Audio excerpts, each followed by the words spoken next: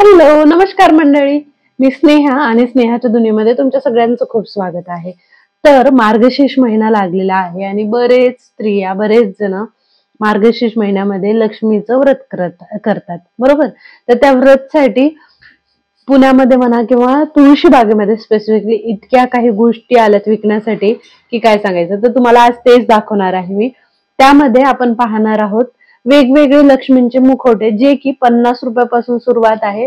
आणि सपोज जर तुम्हाला फक्त डोळे वगैरे घ्यायचे असेल तर ते 20 रुपयापासूनच सुरुवात आहे. अशा वेगवेगळ्या गोष्टी तुम्हाला तिथे घेता जमेल.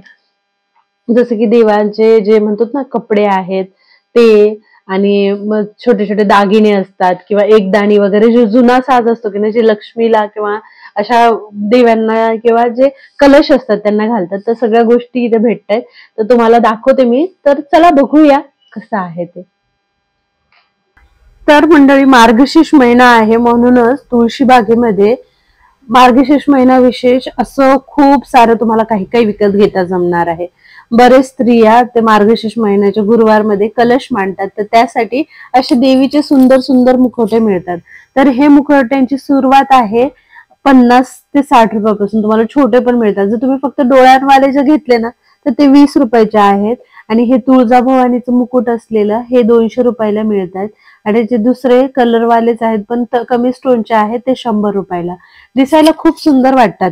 इथे तुम्ही सगळंच सामान घेऊ शकता, जसं की ओटीला लागणाऱ्या बांगड्या आहेत किंवा ओटीचं बाकीचं सामान आहे, दागिने आहेत. ह्या सगळ्या गोष्टी इथे एकाच ठिकाणी तुम्हाला मिळून जातील. नथ वगैरे पण तुम्ही पाहिली ना तर नथ पण खूप स्वस्त आहे.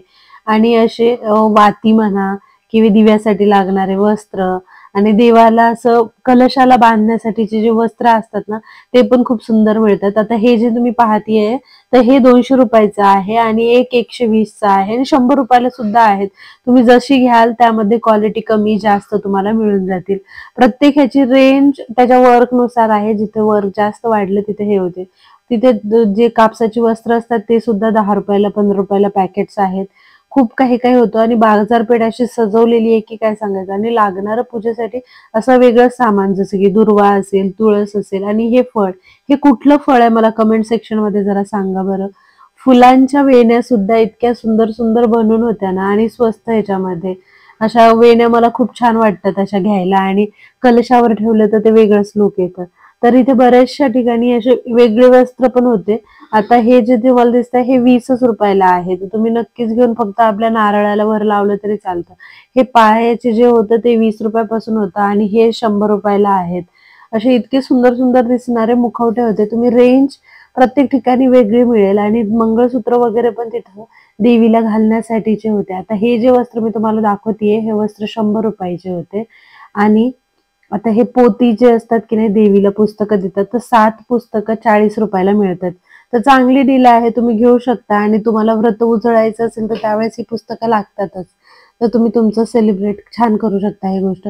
तुम्ही काय काय केलं ह्या वेळेस, किती उपवास केले, आणि दरवर्षी तुम्ही करता का हे व्रत, मला कमेंट सेक्शन मध्ये सांगायला विसरू नका. आणि इथे गेल्यानंतर हे स्वस्त मध्ये तुम्हाला एवढी छान ज्वेलरी इथे मिळतीये. तुम्ही देवीला तर घेताच पण स्वतःसाठी सुद्धा घेऊ शकता, कारण स्वस्त मध्ये मिळतीये. 50 रुपयाला हे एक दाणी म्हणतो की नाही आपण, तसे आहेत. खूप छान आहे. यामध्ये लॉंग आणि शॉर्ट अशा दोन्ही साइजेस आहेत. आणि सध्या ट्रेंडिंग मध्ये असलेल्या हे आहेत. तर तुम्ही घ्यायचं असेल तर नक्कीच अशा ठिकाणी घेऊ शकता की आपण देवाला पण देऊ शकतो, आणि स्वतःला जर घालायचं असेल तर ते सुद्धा तुम्हाला मिळेल. खूप व्हरायटीचे तुम्हाला इथे सगळं काही मिळेल. व्हिडिओ कसा वाटला मला कमेंट सेक्शन मध्ये नक्कीच सांगा. आणि हो, चॅनलला सबस्क्राईब केलं नसेल तर लगेच सबस्क्राईब करा. तोपर्यंत बाय, थँक्यू फॉर वॉचिंग.